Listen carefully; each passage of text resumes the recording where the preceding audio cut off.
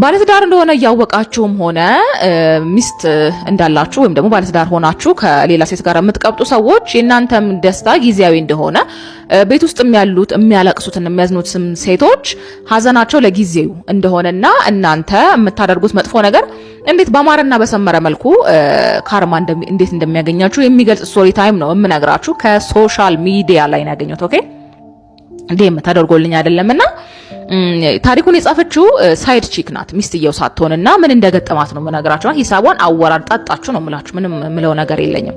ስቶሪ ታይም ሚስትየው የሳይድ ቺኩን ስልክ ታገኝና ትደውልላታለች ማለት ነው። ምክንያቱም ያው ባሏ እንደሚቀብጥባት ታውቃለች። እቺ ሳይድ ቺክ ደግሞ በጣም ነው የሚያንቀባረራት፣ በጣም ነው የሚያዝናናት ምናምን ነገር በቃና ሌላ ሌቭል ላይ ገብተዋል ባልና ሳይድ ቺክ ማለት ነውና መጨረሻ ላይ ሚስትየው የሳይድ ቺክየውን ስልክ ታገኝና ያለቀሰች በቃ ባሌን ተይልኝ ስትላት ፍሬንድዬ እቺ ባለ ታሪኳ ምንድነው ሲም ቀየርኳለች። ሲም ቀየርኩና ከዛ ባልና ሚስት መጨረሻ ላይ ከአመት በኋላ ይፋታሉ።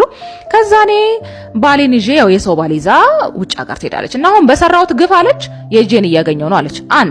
የመጀመሪያ ልጄ 14 አመት ሆኖ የደም ካንሰር አለበት እየተሰቃየ ነው። ሁለተኛ ልጄ ደግሞ መናገር መስማት አይችልም። ሶስተኛ ልጄ ኦቲዝም አለበት። አራተኛው ልጄ በአንድ ወሩ አረፈብኝና ቅጣቴን እያገኘው ነው።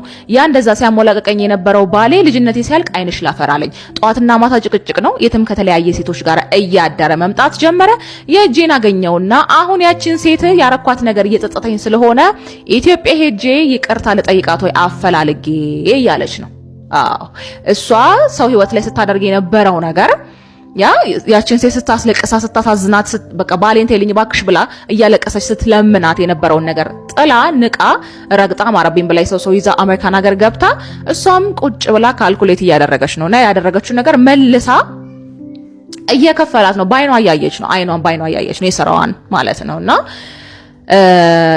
ምንድነው የጊዜ ጉዳይ ነው እንጂ እናንተም እንደቀበጣችሁ አትቀሩም። የሚያለቅሰውም ሰው እያለቀሰ እያዘነ አይቆይም። በእርግጥ ይሄ ነገር በእናንተ ቢደርስ ነው ደስ የሚል። ምክንያቱም ልጆች ምንም የሚያውቁት ነገር የለም። በወላጅ ጥፋት፣ በእናት ጥፋት፣ በአባት ጥፋት ደግሞ በቤተሰብ ጥፋት ልጅ እንደዚህ መቀጣት የለበትም። እናንተ ብታገኙት ነው ሞር ተመራጭ የሚሆነው የጉዳዩ ባለቤት ነውና ለማንኛውም በጣም ተናድጄ ገርሞኝ ያስቀመጥኩትን ስቶሪ ሼር ላድርጋችሁ ብዬ ነው። ለማንኛውም እናንተ የተሰማችሁን ነገር ኮሜንት ሴክሽን ላይ ማስቀመጥ ትችላላችሁ። ቴንክ ዩ። ታሪኩን ነግራኝ ልክ እንደጨረሰች ምን ትመክሪኛለሽ ምናምን ብላ ስጠይቀኝ እኔ ይሄንን ዲሳይድ ማድረግ አልችልም እውነት ለመናገር ቪዲዮ ልስራልሽና ከዛ በኋላ እነሱ የሚሉሽን ነገር ስሚ ብዬ ያው ወደ እናንተ ነው ያመጣሁት ማለት ነው። ምንድነው የነገረችሽ ካላችሁኝ ስቶሪ ታይም ምንድነው የተፈጠረው መሰላችሁ? እሷ አሁን እኔ ጋር የደወለችው ሴት ከዝኗ ኦር ደግሞ ያክስቷ ልጅ ካልተሳሳትኩኝ ባለትዳር ናት። የልጆች እናት ናት። 10 ምናምን አመት ትዳር አላትና ልጆችም አሏት። ከቅርብ ከ3 አመት ከምናምን አመት በፊት ጀምሮ ትዳሯ ላይ ቺት ማድረግ ትጀምራለች። ከማጋ ከሌሎች ባለትዳር ወንዶች ጋር ለምንድን ነው ብላ ስጠይቃት ገንዘብን ፍለጋ እንደሆነ ትነግራታለችና ከአንድ ሰው ጋር ብቻም ከብዙ ሰዎች ጋር ነው።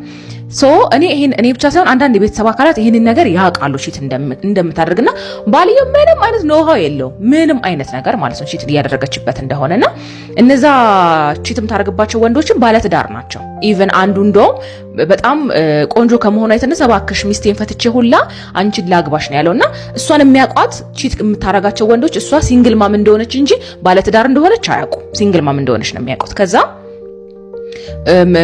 መኪና ትገዛለች ምናምን የምትፈልገውን ነገር እንደዚህ ገንዘብ ምናምን ታገኛለችና እንዴ ባልየው ሁሉ ነገር ሲጠረጥር ማይሁን ነገር ሲገዛ እንዴት አይጠረጠርም ብዬ ጠየቅኳት። የደወለችልኝን ሴት ማለት ነው።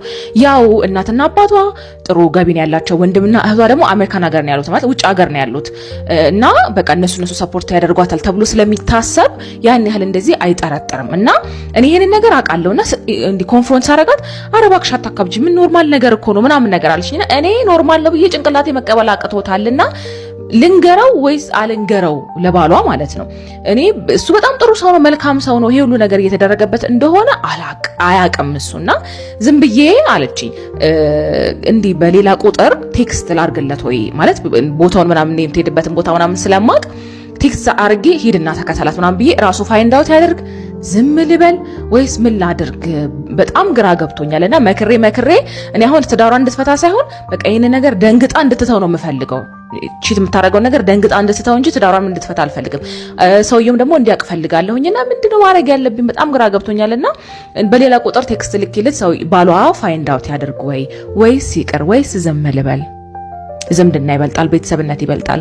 በራሱ ባወቀ ሰዓት ይወቅ እና ምንድነው መትሉት ብላ ታሪኩን ነገረችና ይሄንን እንትን ማለት አልችልም፣ ቪዲዮ መስራት አለብኝና ቪዲዮ ሰርቼ እነሱ የሚሉሽን ነገር ስሚ ይብያታለሁ። ስለዚህ መስማቷ ማየቷ ስለማይቀረኝ ቪዲዮ ምንድነው እምትመክሯት?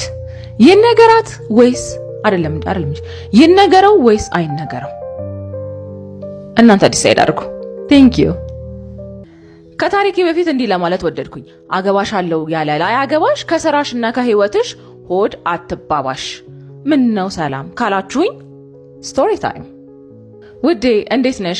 የኔ ታሪክ እስካሁን ከሰማሻቸው ሁሉ የተለየ ነው። ይኸውልሽ እኔና እሱ ከዚህ ሁሉ ነገር በኋላ ባለቤቴ ለማለት ጥንካሬው ራሱ የለኝም። ከተጋባን 12 ዓመት ሆኖናል። በ17 ዓመት የነበር ያገባሁትና የመጀመሪያ ልጅን ወዲያው ነበር የጸነስኩትና በጊዜው እሱ ተቀጥሮ ነበር የሚሰራው። የሚገርምሽ ቤተሰብ የኔን ፍላጎት ለማክበር እንጂ ለኔ ያሰቡት ሌላ ነበር።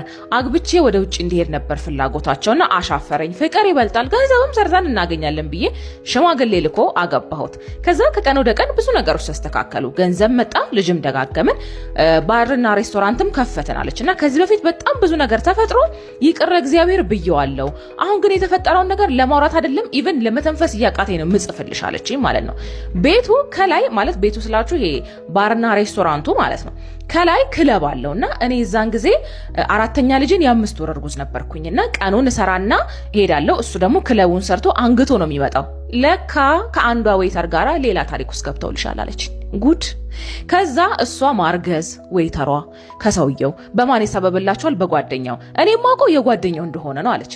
እንዳጋጣሚ ወይ ጉድ፣ እኔን ቼክአፕ የሚወስደኝ መኪና ነበርና አብራት ሂድ ተብሎ ማለት ነው። እሷ ዌይተሯ የሰውየውን ከባሏ ያረገዘችው ልጅ ልታስወርድ ነው ለካ አብረው ተጫጭነው ሆስፒታል ሄዱት። እኔ ደግሞ ምንም አላቀልሽም ለቼክአፕ አብረን ሄድን። ይሄን ሁሉ ጉድም ማቀው አሁን ላይ ነውና ታመሜ ነው ያለሁት። የሚገርምሽ ለበዓል ወይም ደግሞ ፕሮግራም ሲኖር ሁሉም ሰራተኛ ቤታችን ይመጣልና አብራት ትመጣለች ዌይተሯ ማለት ነውና እና ያን ጊዜ እሷ ልጁን አስወርደዋለች። እኔ ደግሞ ወልጃለሁ አለች። አስቡ እንግዲህ መድኃኔዓለም። ከዛ በዙሪያ ያለ ሰው ሁሉ ያውቃል ይሄንን ነገር እኔ መውለዴን፣ እሷ ደግሞ የባሏን ልጅ ማስወረዷን ማለት ነው ያውቃል ሰራተኛው እዛ አካባቢ ያለ ሰው። እኔ ግን ምንም የማውቀው ነገር የለምና ከሆነ ሰዓት በኋላ ተጠራጠርኩኝ።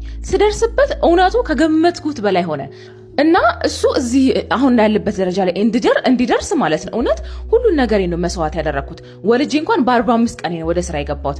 የእርግዝና ጊዜንም እዛው ስራው ቦታ ነው ያሳለፍኩትና ያን ሁሉ ዋጋ ከፍዬ አሁን ጥሩ ኑሮ ነው የምኖረው። አሁንም ቢሆን ውሎ የማይሆን ነውና ስለ ልጅቷ ማለት ዌይተሯ ማለት ነው ካስወረደች በኋላ ወዲያው ከስራ አባራራት ባልየው ማለት ነውና እንዲሆነ ልሻለሁ አለችኝ። እጄ ላይ ምንም ነገር የለኝም። አሁን ታመሜ በጣም ውድ የሚባል መድኃኒት ታዞልኝ ልጀምር ነው። ለረጅም ዓመት የሚወሰድ ነው መድኃኒቱ ማለት ነውና ምን ላደርግ ግራ ገብቶኛል ብላ